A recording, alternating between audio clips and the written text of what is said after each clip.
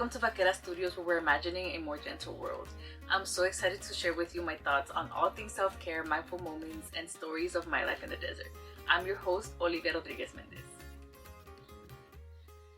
In today's solo episode, I'll be sharing my personal self-care journey and what you can expect from this podcast. Hi friends, before we dive into today's episode, I have some exciting news to share. To celebrate the launch of Vaquera Studios and all things self-care, I've partnered with Earth Mama Organics for an amazing giveaway. One lucky US winner will get to pick their own bestseller bundle from Earth Mama Organics. Their bundles include incredible options like the baby starter kit, sunscreen sets, and breastfeeding bundles, and more. Check out the details on how to enter over on my Instagram at Vaquera Studios. I've loved Earth Mama Organics since my first pregnancy, and their clean herbal products are for everyone, not just moms. Some of my favorites are the nipple butter, lip balms, and my newest obsession has been their tinted mineral sunscreens. I've added a link in the description to explore their bundles. You're going to love them. Don't wait too long. This giveaway ends this Friday, January 3rd, so enter now.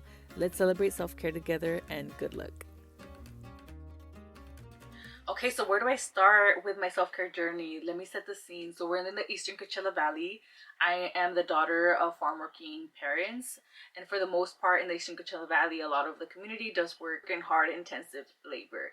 So from a young age, that's one thing that I took away just from my family. And when I reflect on my community, I do think of a strong and beautiful and resilient community, but also a community that sacrificed so much. That resiliency, that strength has come at a cost. So for example, I would see my parents, right? Like when they were sick or not feeling well, it didn't mean, they could call off of work, they could have a sick day. Like, no, it just meant they had to push through it because, they are not only financially sustaining like our household, like they're also supporting their families in Mexico and have been doing that for years since they were children. So like self-care wasn't like a term that was used in my household. I didn't know about like what mental health services look like, and I will say that despite all of this, my mom was still very vocal about like, hey, make sure to rest. If you're tired, if you don't feel well, it's okay to rest. So I do want to say that, now, like looking back as a mom now, that was so important for me to hear. And I'm happy she vocalized that, because again, what I saw was just them just sacrificing so much all of the time.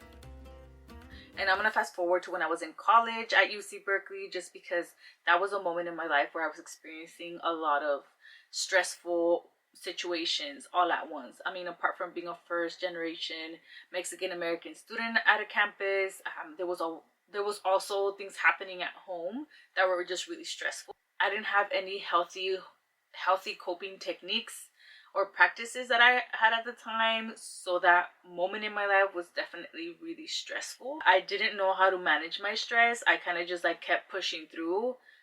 I didn't really understand the resources that were available to me to like reach out. Like, who do I reach out to and talk about this? Or I think I just kind of have to figure it out on my own. That's kind of where my mindset was at. And since I was on a pre-med track in college, I was in a lot of like health clubs. And I was hearing for the first time from like guest speakers in those spaces that were mental health professionals talking about mental health and talking about stress and all of these things. And it was just so new to me to be a part of those conversations, that I was just kind of like, wow, this is really important. But at the time, I didn't understand how important it really was to like my health and my own well-being, that I kind of just put it at the back of my mind, like, oh, well, I don't have time for this type of situation.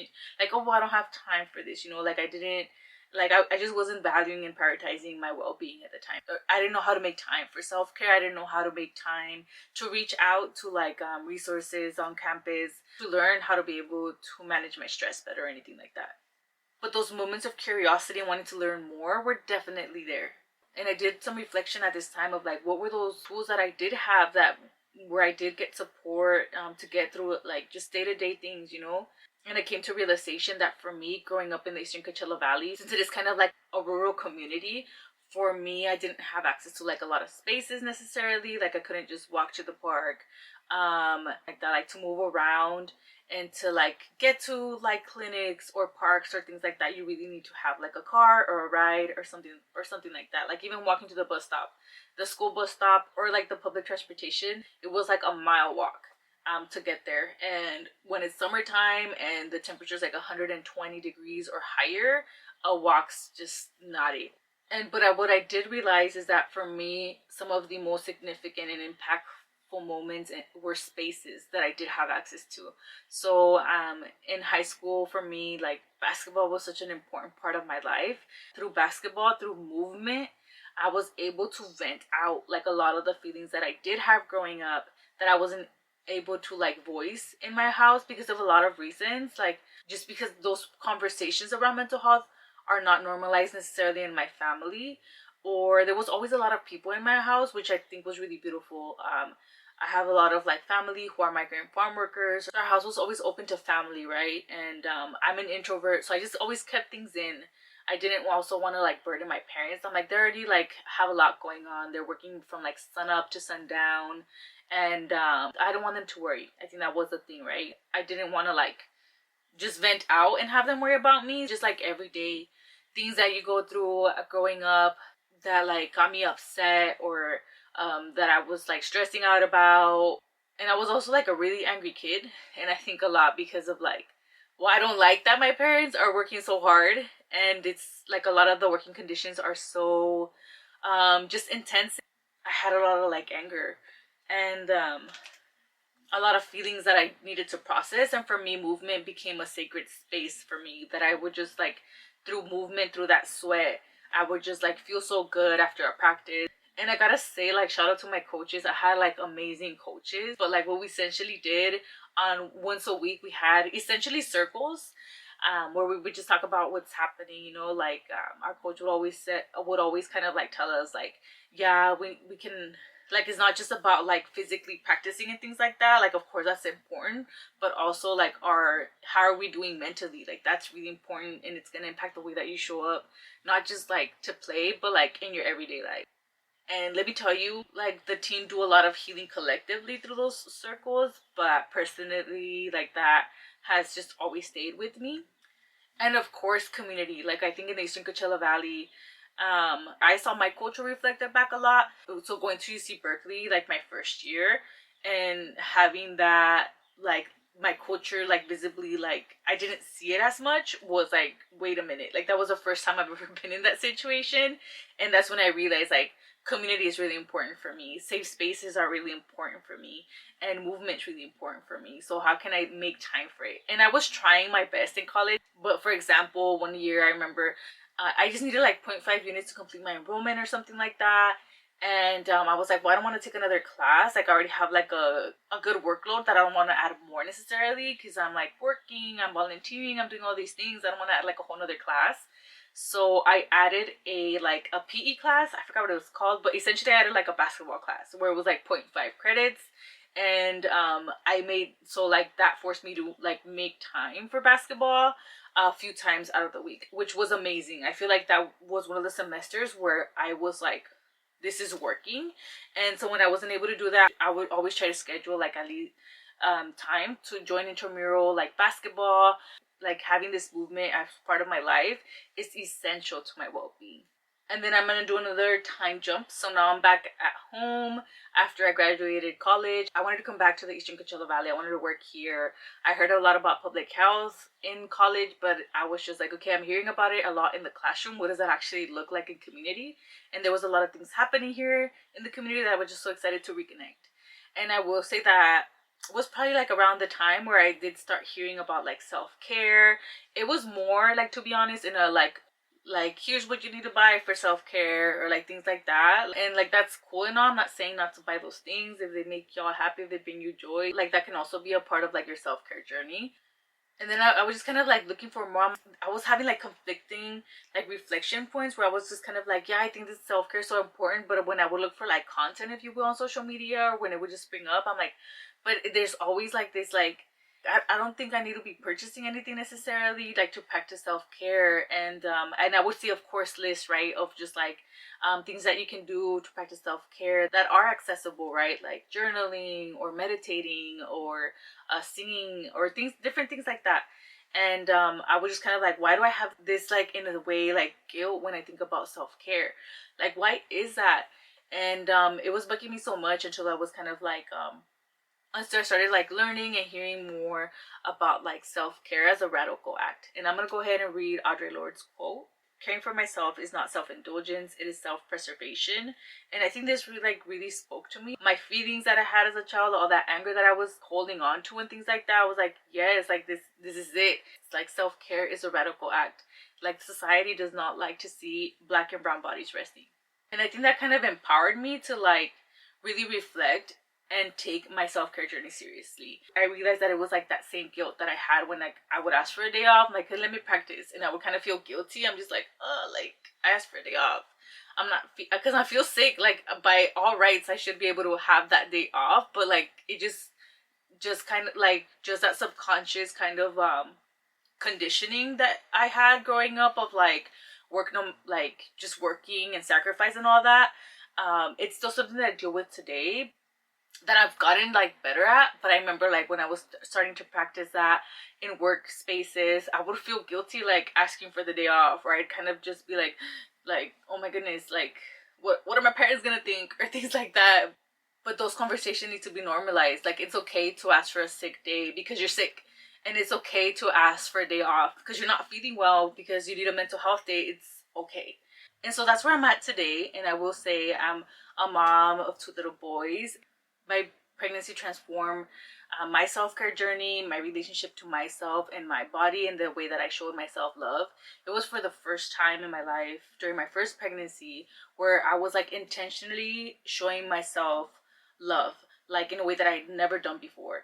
Like just the act of like rubbing my belly, being more gentle with my body and the way that I moved. I was like, no, let's take a gentle walk. I want to walk slow.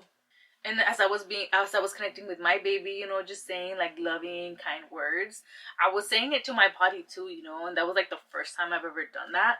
It had never like just occurred to me like to do that to myself like in all of my life. And that act in itself just like transformed the way that I viewed myself. And I was like, why am I not doing this the other days that I'm not pregnant, right? Like, why am I just doing this now? Like, it totally like changed the game for me in terms of self-care. And now as a mom of 2 little boys, I want to continue like practicing that and normalizing self-care.